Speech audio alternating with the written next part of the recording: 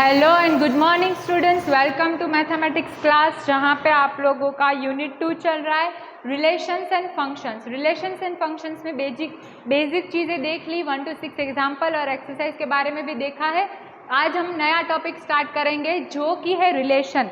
Relation का मतलब क्या होता है? कुछ संबंध होते हैं जो दो इंसान के बीच में होते हैं। हम सोसाइटी में रहते हैं तो यहाँ पे हमें क्या करना है, नंबर्स के बीच में रिलेशंस बनाना है या रिलेशंस बना हुआ है उससे हमें पहचानना है, राइट। तो सबसे पहले आइए यहाँ पे चलते हैं। हमारे पास सेट है P एंड सेट है Q। अब सेट P के अंदर A B C दिया है, सेट Q के अंदर अली, भानु, बिनोय, चंद्रा और दिव्या जैसे नाम दिए हुए हैं। आपको समझने के लिए कोई भी नाम लेना चाहे तो ले सकते हैं, पर यहाँ टेक्स्ट बुक के हिसाब से मैंने ये नाम लिखे हुए हैं। अब यहाँ पे रिलेशन दिया है कि P इंटू क्यू, जब भी ये P इंटू क्यू मतलब P जब मल्टीप्लाई करेगा Q से तो 15 पेयर बनेगी, 15 ऑर्डर्ड पेयर जो है यहाँ पे बन जाएगा। कैसे, चलो देखते हैं।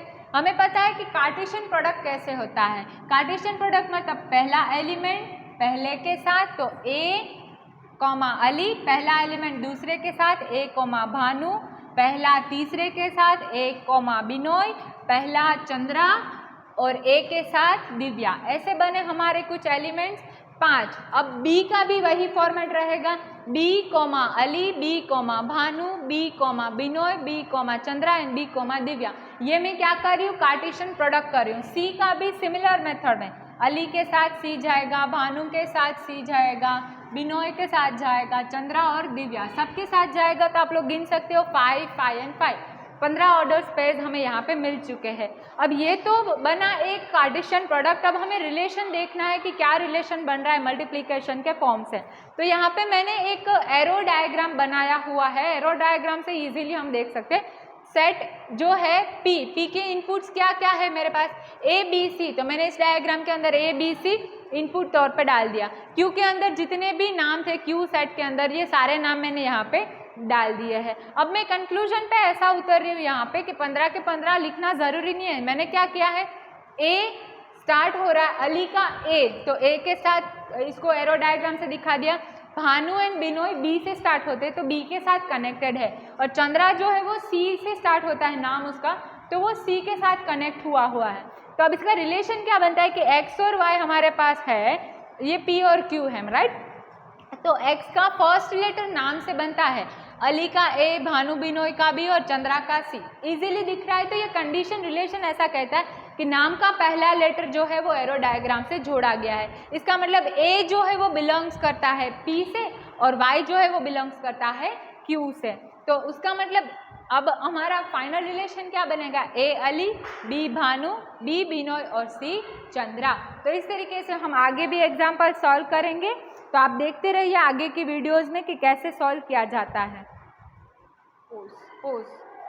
ओके, तो आगे हम डिटेल में देखेंगे एग्जाम्पल 7 से, जहाँ पे सेट A की वैल्यू दी है 1 2 3 4 5 एंड 6, जहाँ पे डिफाइन किया है relation from A to A।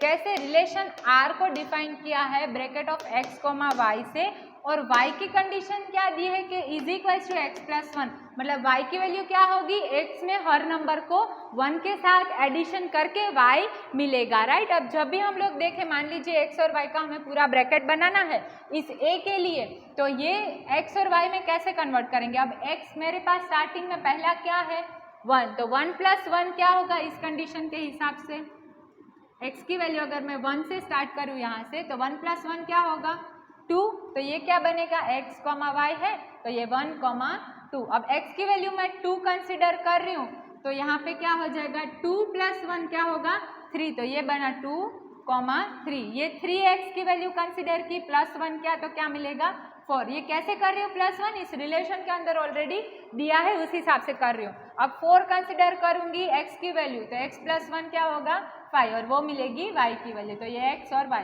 वैसे ही 5 और 6 मिलेगा। अब ये तो हमने लिख लिया कि रिलेशन का कुछ इस तरीके से ब्रैकेट फॉर्मिंग में मिल रहा है, पर यहाँ पे हमें जब भी एरो डायग्राम में दिखाना है तो कैसे करेंगे हम लोग, एरो डायग्राम जो है वो 2 सेट में अलग अलग दिया जाता है। तो यहाँ पे हम लोग इनपुट में हमने 1 डाला X की वैल्यू, और आउटपुट में हमने क्या लिया 2, क्योंकि यहाँ पे हमें दिख रहा है ये X और ये Y। 2 है इनपुट के तौर पे, मतलब x के डोमेन में या x के इनपुट साइड पे y आउटपुट साइड है, तो 2 और 3, तो 2 किसके साथ कनेक्ट हो रहा है 3 जो है वो किसके साथ कनेक्ट हो रहा है यहाँ पे 4 किसके साथ कनेक्ट हो रहा है 5 और 5 किसके साथ कनेक्ट हो रहा है 6 के साथ हो रहा है, राइट। इसका मतलब मेरा एरो डायग्राम जो है वो कुछ इस तरीके से बन रहा है जो 1 to 5 के साथ बनेगा, क्योंकि 1 to 5 मेरे को यहाँ पे क्या मिला इनपुट मिला है। ये इनपुट देखो 1 2 3 4 5 और +1 करते करते 2 3 4 5 6, तो 2 3 4 5 6, राइट। तो अब हमें यहाँ पे ये तो हमारा फर्स्ट जो कंडीशन था कि एरो डायग्राम में ड्रॉ करो, तो ये मैंने रिलेशन दिखा के एरो डायग्राम में ड्रॉ कर दिया। पर अगर मुझे इसका डोमेन, को डोमेन और रेंज देखनी है तो क्या मिलेगी। डोमेन इसका क्या है, डोमेन का मतलब क्या होता है इनपुट चीज़ है। यहाँ पे इनपुट चीज़ है मतलब जो इनपुट के तरीके के यूज़ किया जाए। 6 में से कितनी यूज़ हो रही है 5, तो डोमेन मतलब इनपुट में कितने दे रही हूँ एरो डायग्राम में 1 2 3 4 और 5, 6 का तो बन ही नहीं रहा है कहीं पे। तो इनपुट जो है डोमेन जो है वो हमारा क्या होगा 1 2 3 4 एंड 5, राइट। अब मैं आउटपुट की बात करूँ, आउटपुट का मतलब रेंज होता है।